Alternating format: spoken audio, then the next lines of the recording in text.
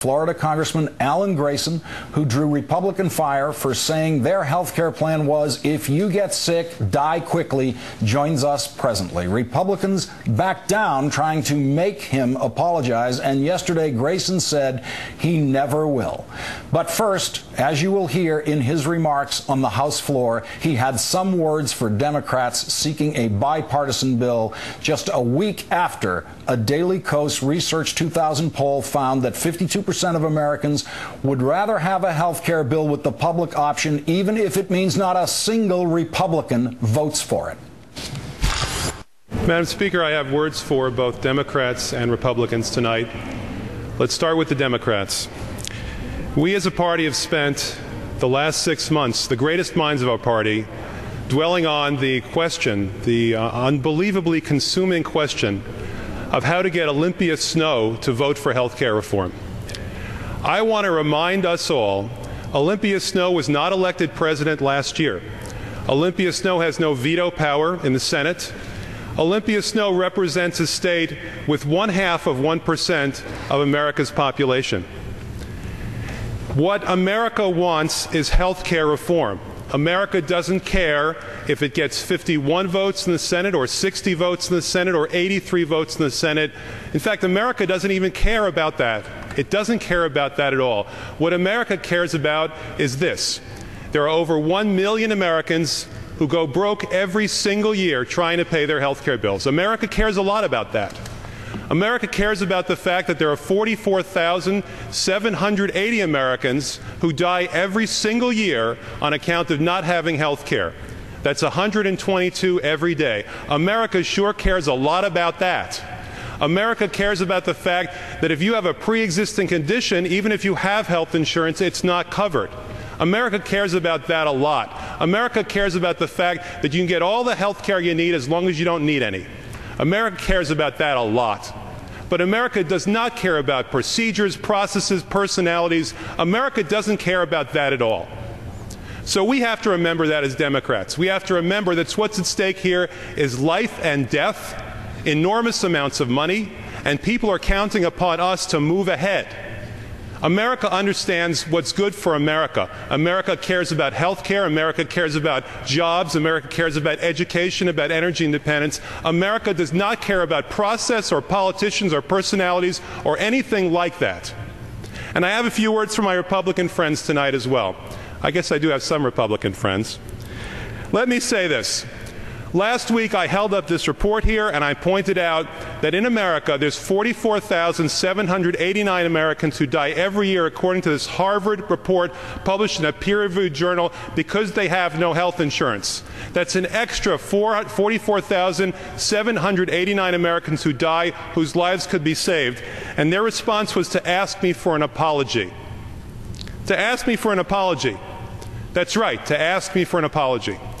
Well, I'm telling you this, I will not apologize. I will not apologize. I will not apologize for a simple reason. America doesn't care about your feelings. I violated no rules by pulling this report to America's attention. I think a lot of people didn't know about it beforehand. But America does care about health care in America. And if you're against it, then get out of the way. Just get out of the way. You can lead, you can follow, or you can get out of the way. And I'm telling you now to get out of the way.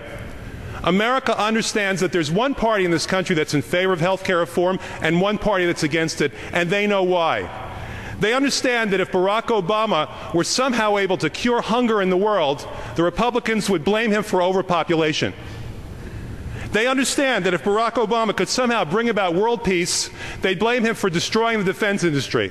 In fact, they understand that if Barack Obama has a BLT sandwich tomorrow for lunch, they will try to ban bacon.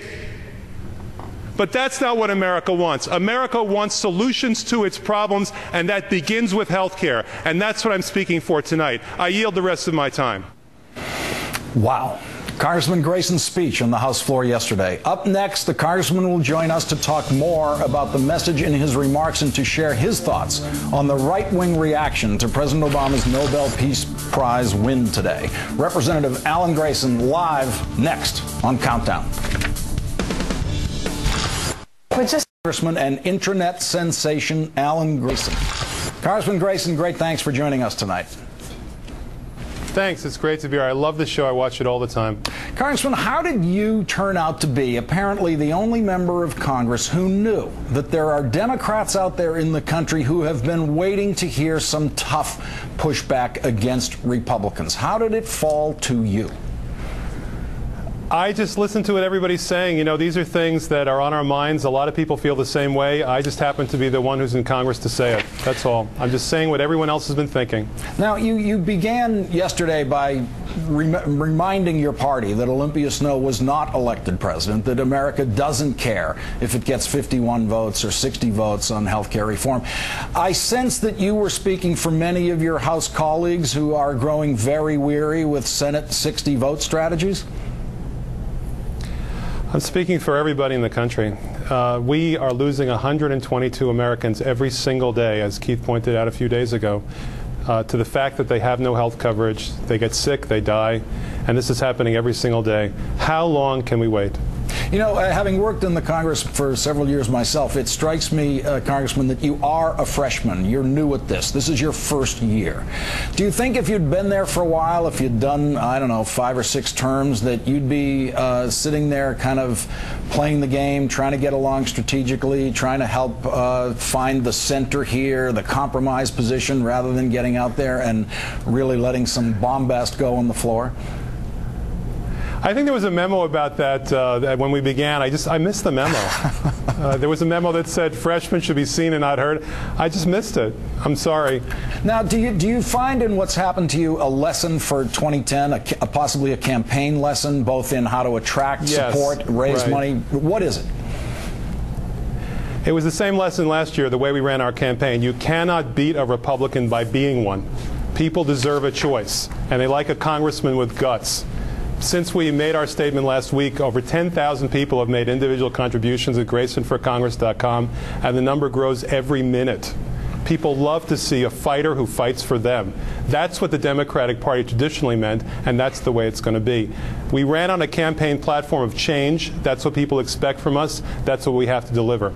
Now, in one of your better lines yesterday on the House floor, you said that if President Obama had brought about world peace, the Republicans would blame him for killing the defense industry. And here today, President Obama gets the Nobel Prize, and the right wing, as you predicted, is howling. They're pretty easy for you to predict, aren't they? Well, listen, I'm often proved right, but usually not this quickly. Now, just on health care reform, before we leave the subject, the financing mechanisms are greatly different between the Senate and the House. The House and the Ways and Means Committee voted for an income tax increase, which is an equitable tax that is based on ability to pay. The Senate, the Baucus tax, is a tax on health care plans. Do you think there's any way that the House will accept the Baucus tax, given that there's about 150 of your members who've said they absolutely will vote against a bill with the Baucus tax in it? No, we won't. But America expects us to go ahead and reach a conclusion anyway. Of the 5 different Democratic bills that are out there, they're 90% the same, and we have to move ahead to save people's lives and to save money. If you have to choose between these 2 taxes, which way would you go on it? The bill in the House is paid for. We don't need to tax people, middle-class people, over their benefits. It's not necessary. It's really not prudent. People are suffering. And we understand that in the House. There's no need to make their suffering worse. This bill is supposed to make people's lives better, and it will. The 47 million people in this country have no insurance. They'll get insurance. The people who have insurance, but they find that they can have all the health care they need unless they actually need it. The people who have pre-existing conditions, the people who have lifetime caps, chronic conditions, all these people will be better off under this bill. And senior citizens will be better off because we will eliminate the donut hole under Medicare, and we'll also eliminate co-payments for routine treatment. So everyone will be better off, except for those people who feel they must say no to everything. These no-mongers who dominate the Republican Party, they'll be disappointed because America will be better off. The Honorable Alan Grayson of Florida, thank you very much for your time tonight, sir. It's great to be on this show. Thank you, too. Coming up,